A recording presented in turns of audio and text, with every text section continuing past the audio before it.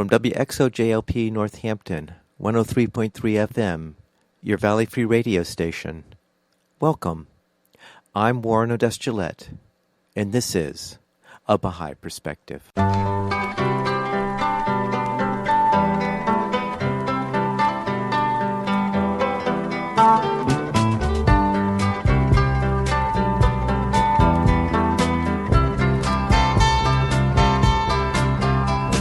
Welcome to A Baha'i Perspective.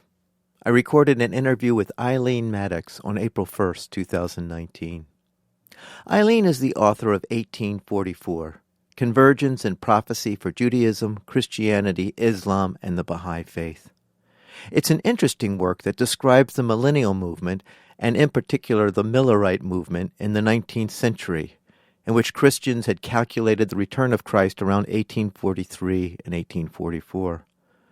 When Christ didn't return as they expected, the movement splintered and dissipated. Unbeknownst to these Adventists, a new messenger of God did appear at that time, but not in the Western Hemisphere, but in the Middle East. We talk about this fascinating phenomenon in the interview. I started the interview by asking Eileen where she grew up and what was religious life like growing up. I grew up in the 40s and 50s in southeast Maine, the Auburn-Lewiston area. I grew up in the Universalist Church of Auburn, Maine, but that's a story because my mother was raised in the Advent Christian Church, which was a post-Millerite church. Her father, my grandfather, was a Millerite or a spiritual descendant of the Millerites. So I was born into this, so to speak, because my mother was raised in it, and then she did her own Bible studies and was a really remarkable woman in many ways, and she became a liberal Protestant, and we were raised in the Universalist Church, and that was back in the day before the Unitarian Church and the Universalist Church merged. So, Eileen, I didn't realize that those were two separate churches at one time. Can you provide me with a distinction between the two before they merged? Well, the Unitarian Church had always been about what it is today, more of a intellectual gathering group than a church. Whereas the Universalist Church was the most liberal of what I would call the theological Christian Protestants that still believed in Jesus and the Bible. But when I was growing up, they had moved so far away from that there really wasn't much difference. And that's why the UUs did merge, because growing up, I learned very little about Jesus. But fortunately, my mother was the high school Bible teacher in the Universalist Church. So at least my mother introduced me to Bible history, and she talked a lot about Bible history with me at home. So I did get that wonderful education from her. Then did you carry this religious tradition on through high school and into adulthood? The short answer is no. In my early adulthood, 20s, 30s, after exploring various Christian churches, I wasn't getting the answers to the questions I had, and I turned to the New Age movement, which is basically, let's just say, anything goes. And to me, it was a metaphysical approach to various theological subjects that interested me. And I was active in the New Age movement for many years while I was living in Connecticut. But in time, that also really did not answer my questions. It was closer, but it wasn't quite it. And so what was your spiritual path that ultimately led you to the Baha'i Faith? Well, it was rather simple. I had prospered in the New Age movement and founded a New Age company with a magazine and some audio tapes. Remember the days of audio tapes? No PODs back then. And I threw my heart into it and a lot of various New Age activities. And then I suffered a hostile takeover of my company, and I went into a walking spiritual and mental breakdown. And fortunately, I had a very good therapist who was a Baha'i. At first, I didn't want to know anything about it because I was so disillusioned with anybody who talked about spiritual matters. But then when I started to investigate the Baha'i faith for myself, it was like, oh, yes, of course, this makes perfect sense. Finally, something makes sense. I didn't have to go to one particular religion or source to find the quote unquote truth, because the Baha'i faith explained how a succession of prophets of God had come to humanity in many places and many times throughout human history. And they all brought the same spiritual verities, the things that are true spiritually from time immemorial, but they each also brought a new set of laws for the people of that time and place. And so Buddha and Krishna and Moses and Abraham and Mohammed and Jesus, no longer did one have to make the choice, understanding that they all brought the truth for their times. And then, of course, when I discovered Baha'u'llah, everything just fell into place.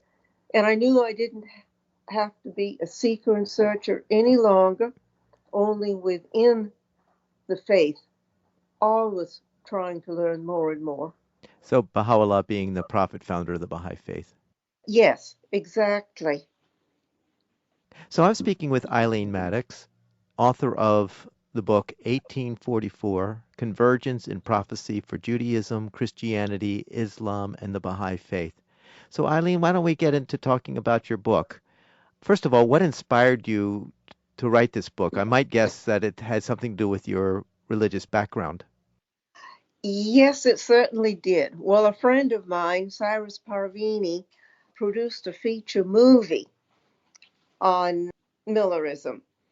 He had a website that I went on to, and I saw that he badly needed an editor. Well, I'm an editor, so I got in touch with him, and I worked with him on various editing and writing projects to promote his movie. The Miller Prediction is the name of his movie, and it's available for anyone to watch free on YouTube. And then for his website, I wrote a series of articles on Millerism. And then one day, a friend of mine looked at them and she says, Eileen, you have a book there. Oh, yes, I did. And being a descendant of Millerites, it just felt very fitting for me to flesh out the articles that I had written and convert them into this book. Once I got started, I felt like the whole project was inspired. No one had written a book on this subject, and I had researched all the books out there, and no one had looked at what was happening in Judaism and Christianity and Islam and their various prophecies leading up to the Baha'i Faith and how it all worked in with the Millerite movement. And when something hasn't been done, well, someone has to do it. So it ends up being me or whoever has the idea. And I loved it. It was a long process, but I loved working on it. So I'm speaking with Eileen Maddocks, author of the book 1844, Convergence in Prophecy for Judaism, Christianity, Islam, and the Baha'i Faith. So Eileen, why don't you tell folks what you found in regards to this convergence in prophecy between these four religious movements? Okay, I'll give it to you. One, two, three, four. And then at various points, we can backtrack and take each one separately. In the year 1844, Christians in the West, the Millerites, were expecting the literal return of Christ and the beginning of the millennium. They were expecting the end times because of a lot of prophecies in the Bible added up to the year 1844. In Judaism, the prophet Daniel, several of his prophecies pinpointed the year 1844.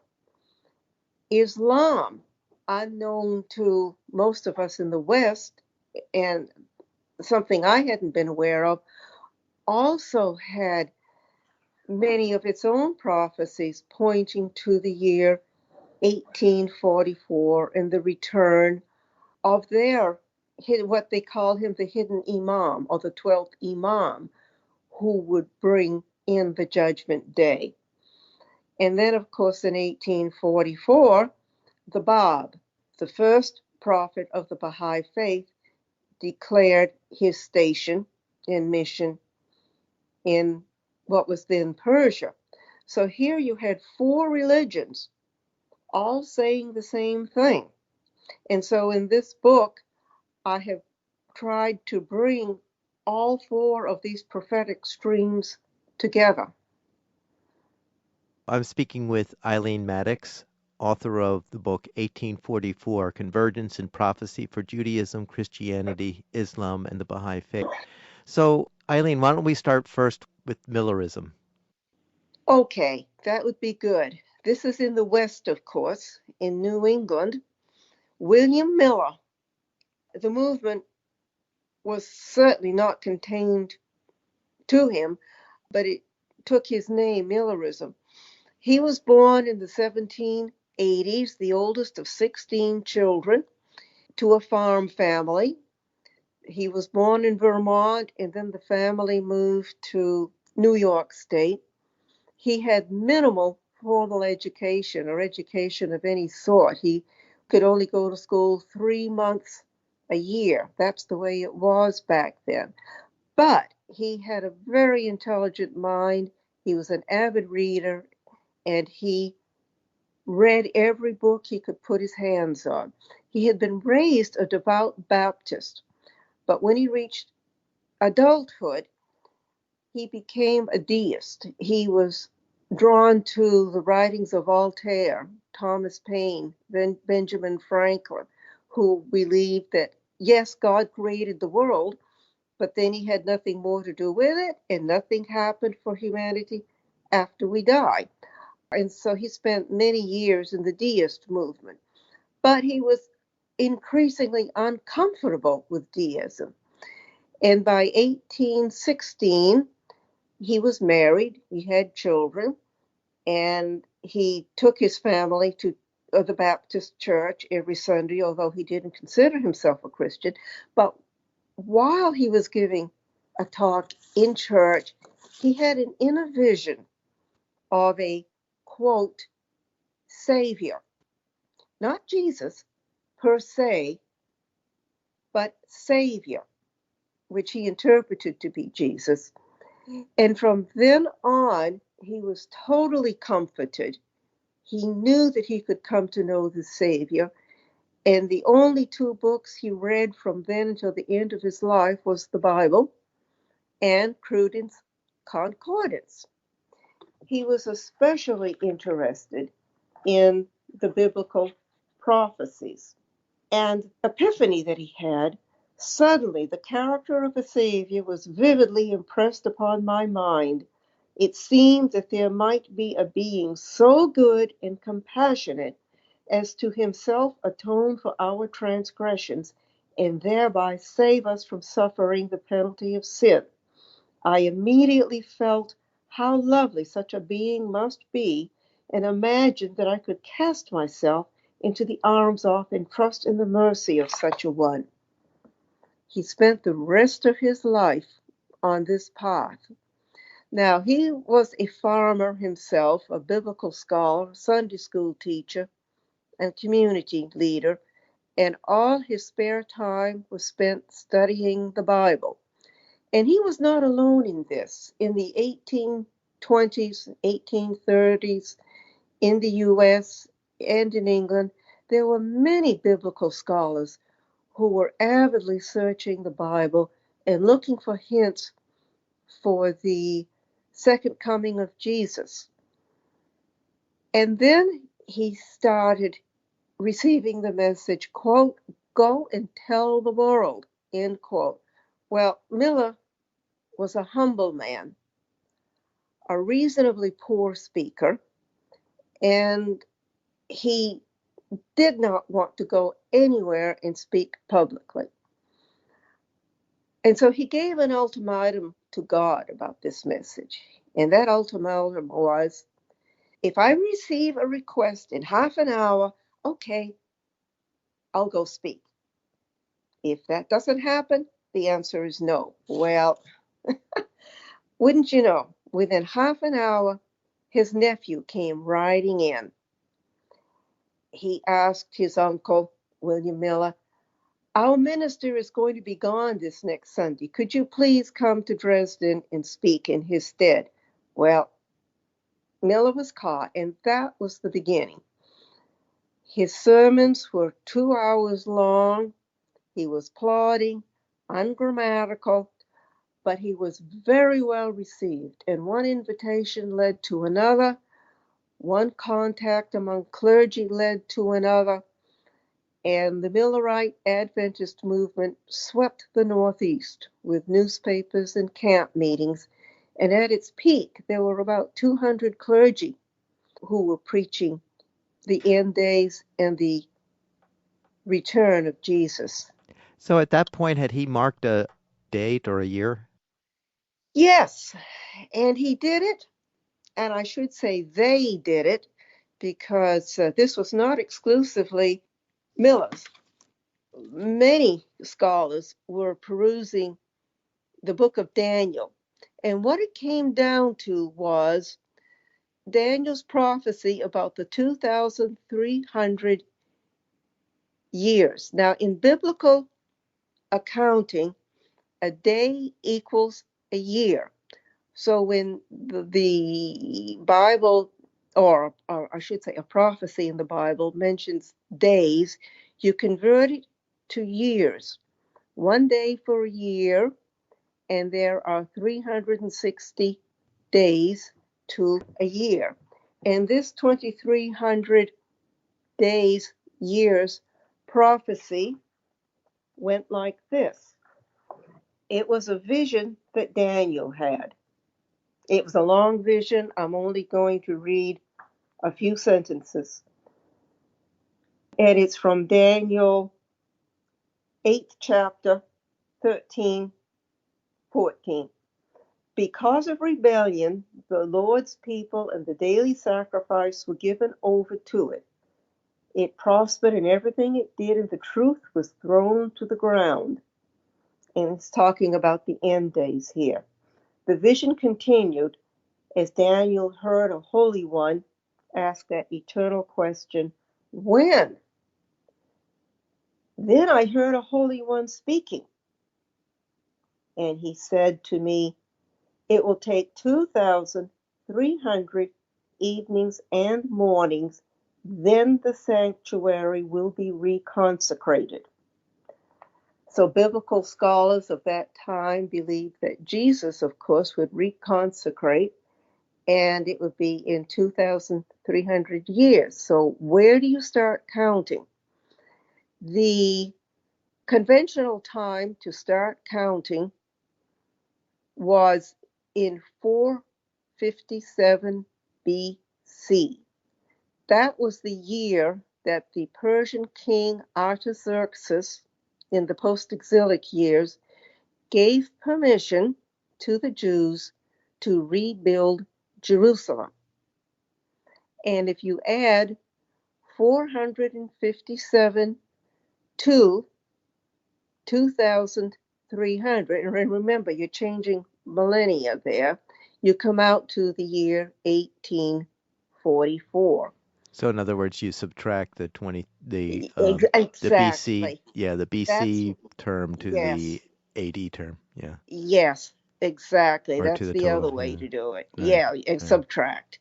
And there was also another one that dealt with the 1,260 days and years. And I'll read just a few sentences from this. It has a real zinger at the end. This is another prophecy that Daniel had. I mean, another vision that Daniel had. And it's the 12th chapter of Daniel, verses 5 through 10, the whole thing. And the punchlines are, I heard, but I did not understand. So I asked my Lord, what will be the outcome of all this be? In other words, the outcome of the vision that he had had. He replied, go your way, Daniel, because the words are rolled up and sealed until the time of the end. That's very interesting because what it meant was that the understanding of many of Daniel's prophecies could not be understood until after 1844. And here we had in the 1830s and 40s all these biblical scholars trying to understand it. And then he goes on to say that each day of the Father is equivalent to 1 year, and each year consists of 12 months. Thus, 3.5 years makes 42 months, and 42 months is 1,260 days. And each day in the Bible is equivalent to 1 year. And it is in the very year 1260 from the immigration of Muhammad, according to the Muslim calendar, from Mecca to Medina to 1844, when the Bab, the herald of Baha'u'llah, revealed his mission. So let me summarize it maybe in a different way. So Yes, the 1260 years from the moment that Muhammad did the hijrah from Mecca to Medina to 1260 years in the Islamic calendar, that's equivalent to the date 1844 in the Gregorian calendar. that is correct. But don't try to do this at home yourself because it's according to the lunar calendar, Right, because that's what Islam used.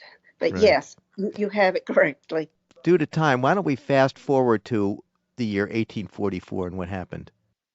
Well, actually, Miller believed it would happen sometime in 1843 through March 1844, the return of Jesus, and it didn't.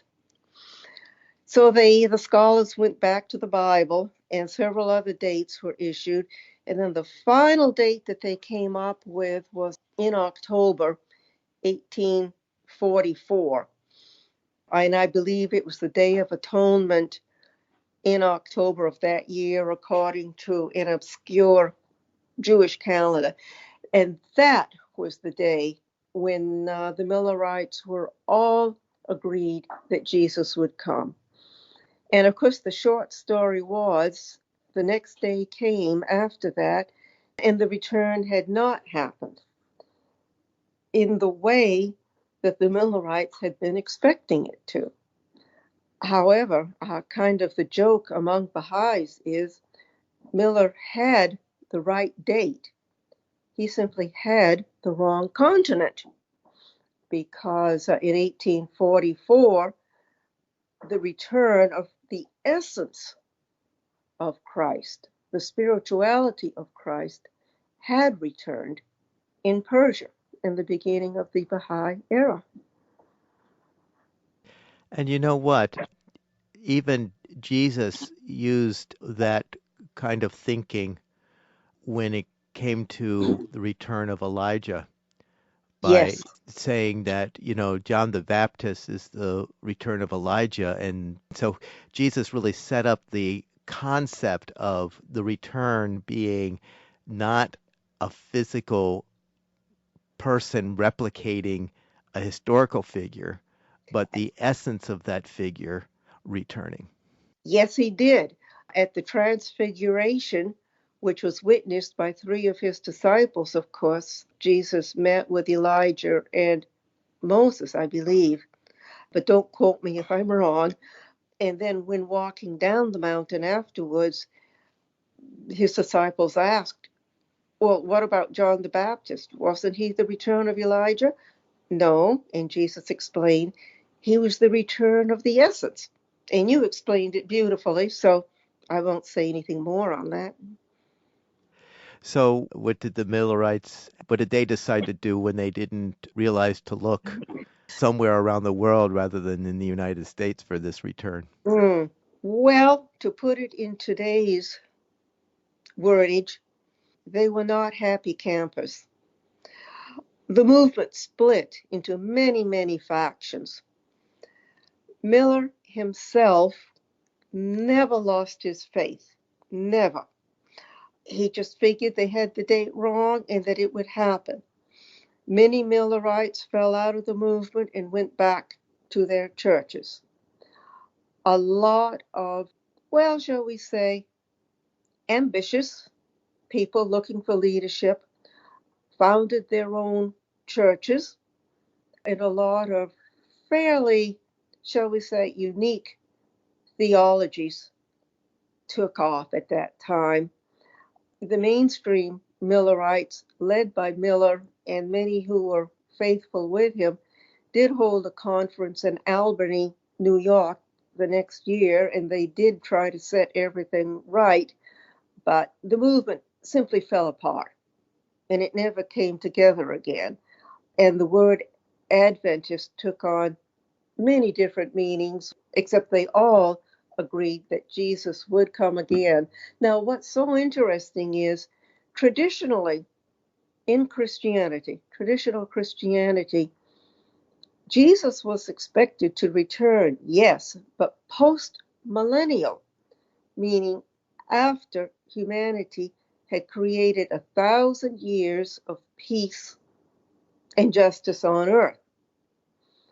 Whereas this emerging Adventist movement took that traditional belief, turned it upside down, and said that Jesus would come premillennial, meaning he would be the end of days, he would bring the judgment day, and Jesus would clean up the earth and convert it into 1,000 years of the peace. So that was very important to Christian theology from then on out.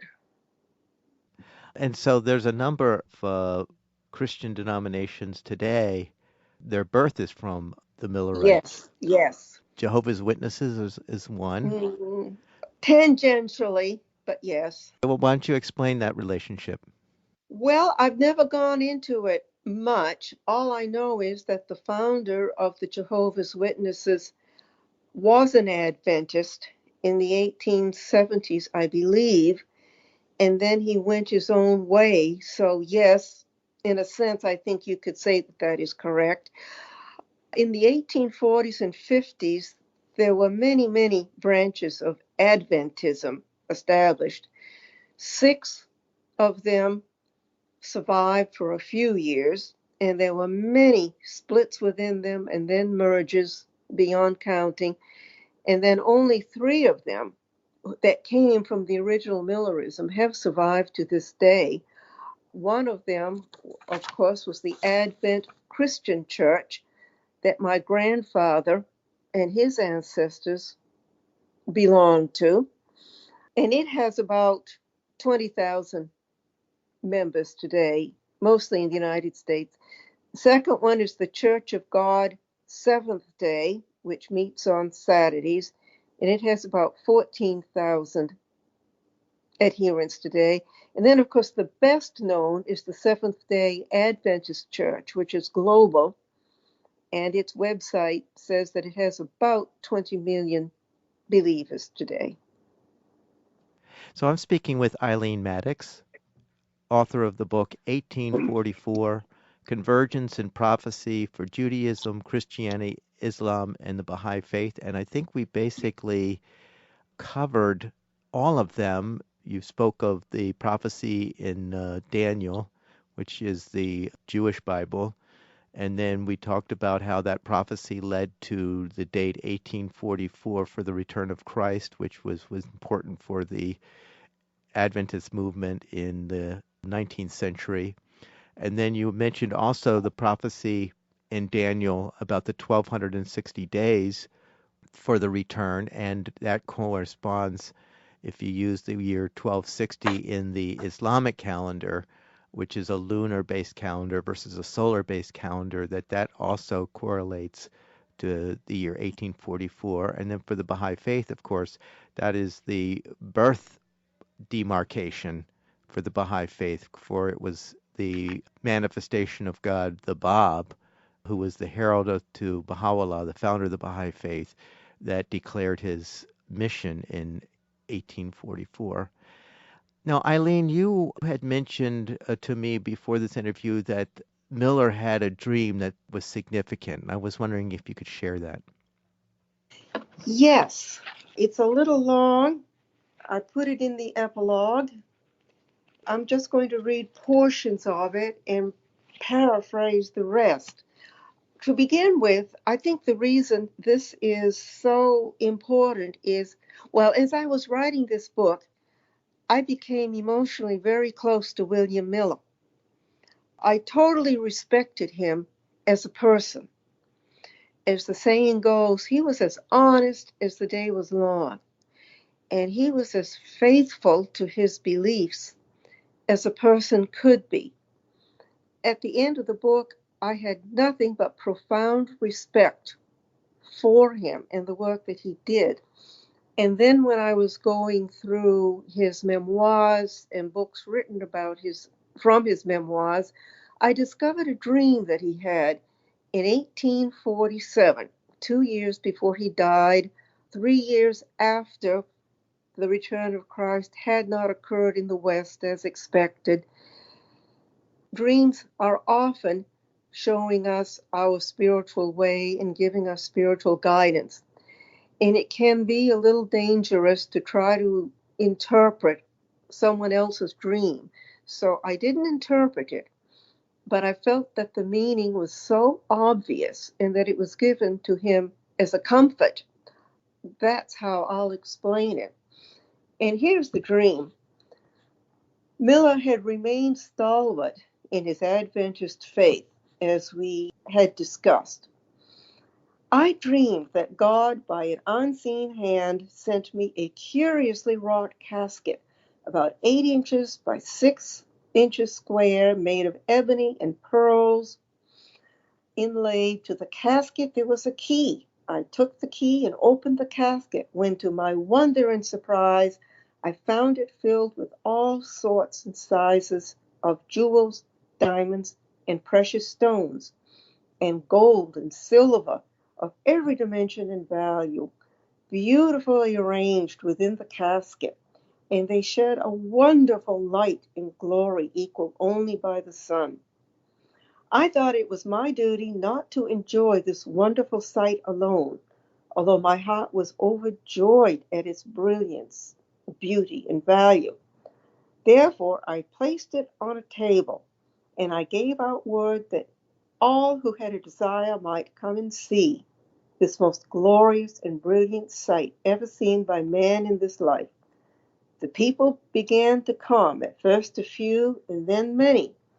First they looked and wondered and shouted for joy, but then they became unruly. Everyone would begin to trouble the jewels, taking them out of the casket and scattering them on the table. He goes on to explain how the crowds of people treated the jewels with more and more disrespect and trampled on them.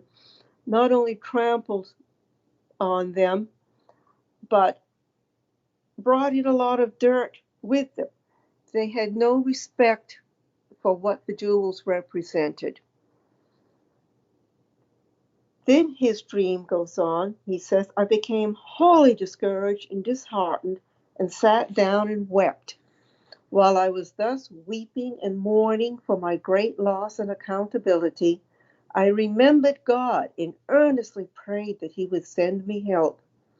Immediately the door opened, and a man entered the room when the people had left, and he, having a dirt brush in his hand, opened the windows and began to brush the dust and rubbish from the room.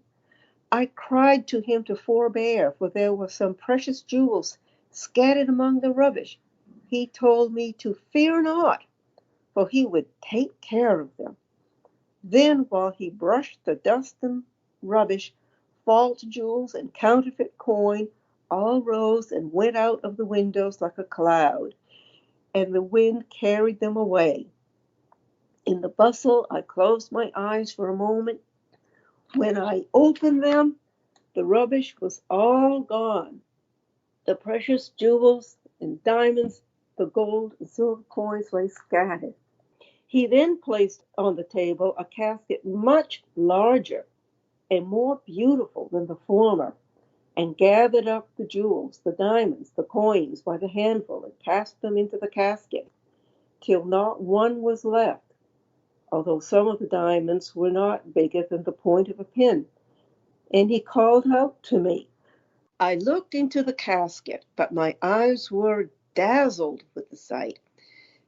They shone with 10 times their former glory. I thought they had been scoured in the sand by the feet of those wicked persons who had scattered and trod them in the dust. They were arranged in beautiful order in the casket, every one in its place, without any visible pains of the man who cast them in. I shouted with every joy, and that shout woke me. The effect of this on my mind has been extremely consoling and happy. And again, we really don't have a right to interpret someone else's dream because that's personal to them. But my personal feeling is William Miller was indeed being consoled, that the Millerite movement had indeed, the jewels he had presented had indeed been trodden with schism and a lot of weird theologies that emerged from it. But he was also shown something much greater to come.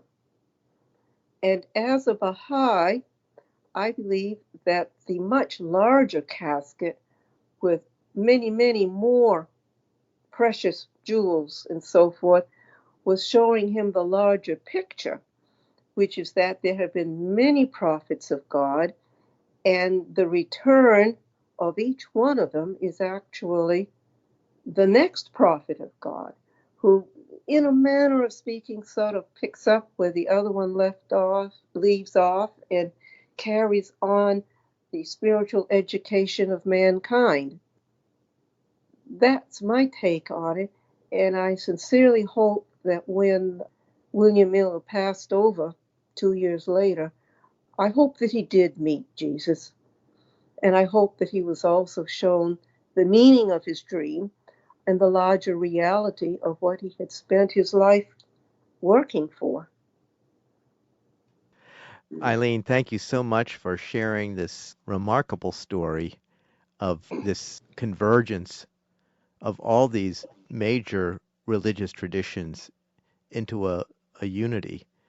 Thank you so much. Well, thank you for inviting me. I was glad to do it. I hope you enjoyed that interview with Eileen Maddocks, author of 1844, Convergence and Prophecy for Judaism, Christianity, Islam, and the Baha'i Faith.